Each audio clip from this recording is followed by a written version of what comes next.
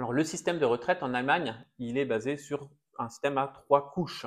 Un petit peu pour ceux qui viennent de Suisse, où il y a 3 piliers. En Allemagne, c'est 3 couches. La première, c'est la couche de base, avec 2 parties. La retraite publique qui est d'une faiblesse assez importante en Allemagne, c'est-à-dire elle va couvrir en moyenne 45% du revenu moyen de la carrière, et encore pour les gens qui ont un revenu inférieur au plafond de la sécurité sociale, hein, qui est à l'heure actuelle à plus de 90 000 euros. Tous les revenus au-delà ne cotisent plus, hein. Donc 45% de ce plafond-là, premièrement. Et la retraite de base, la couche de base finalement, a aussi ce qu'on appelle retraite de base, Basisrente, qui est un mécanisme d'épargne de retraite déductible des impôts, donc qui permet aussi de se constituer une retraite tout en bénéficiant d'avantages fiscaux majeurs, hein.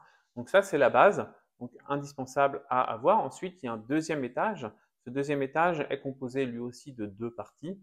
Une partie, la retraite d'entreprise, hein, donc une que vous pouvez avoir via votre employeur. Il y a différents schémas de retraite d'entreprise.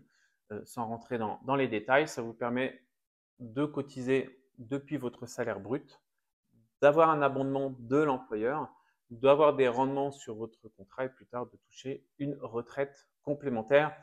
Ça peut être assez intéressant, c'est souvent peu flexible, donc vraiment à étudier au cas par cas. Et l'autre partie de cette deuxième chiche, c'est la Riester-Rente, qui est un mécanisme qui a été créé en 2002 et qui permet de cotiser pour la retraite et de toucher des subventions de l'État pour vous et pour vos enfants, donc à l'intérieur du contrat, et ça prospère et ça vous crée une retraite complémentaire. Ce sont des petits montants, donc voilà, ça ne change pas la face du monde, mais en tout cas, ça c'est la deuxième couche.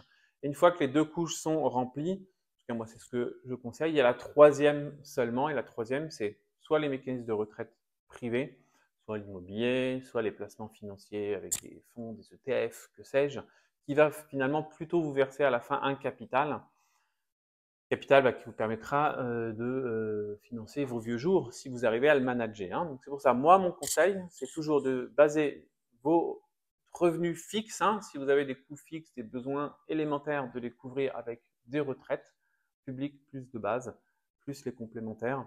Et enfin, si vous avez des besoins supplémentaires à la retraite, partir faire des grandes vacances, acheter une résidence secondaire, une piscine dans votre appartement, dans votre maison, désolé, ou acheter des belles voitures, auquel cas c'est bien d'avoir du capital supplémentaire que vous aurez pu accumuler grâce à la troisième couche.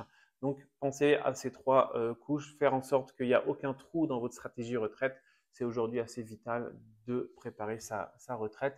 Et en plus, cerise sur le gâteau, il y a des gros avantages fiscaux à le faire, hein. L'État n'a pas envie de se retrouver avec des charrettes entières de retraités qui travaillent ou fouillent les poubelles à la recherche de funds, par exemple. Donc, l'État en souhaite avoir des retraités prospères et donc est incitatif pour nos autres actifs à mettre des côtés pour la retraite.